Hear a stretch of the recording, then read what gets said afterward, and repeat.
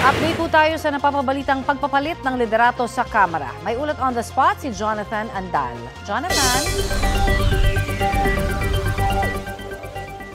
Connie, ito ang nakikita mo sa likod ko. Ito yung daan papunta doon sa opisina ng House Speaker. At nakita nyo, may mga media na nagbabantay dyan kasi nasa loob ngayon yan ng opisina ng House Speaker yung papalit kay Representative Martin Romualdez na si Deputy Speaker at Isabela 6th District Representative Boji D.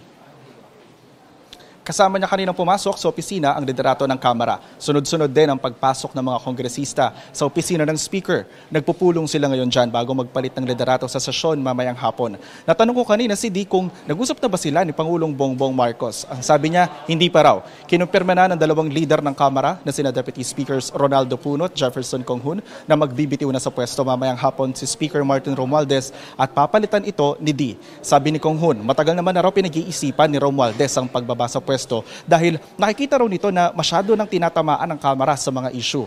Ngayon daw, mas magkakaroon siya ng panahon para sagutin ang mga akusasyon sa kanya. Sabi naman ni Puno, magbibitiw si Romualdez para alisin ang duda at mga aligasyon na hindi kayang maging independent ng Kamara sa investigasyon nito sa flood control projects. Sabi ni Conghun, mataas naman ang moral ngayon ng liderato ng Kamara. Very supportive daw si Romualdez kay D at magkaibigan daw ang dalawa. Sabi naman ni Deputy Minority Leader Laila De Lima, tamang desisyon ng pagpalit kay Romualdez para maalis ang duda ng publiko sa investigasyon ng Kamara at para mapangalagaan ang integridad ng institusyon.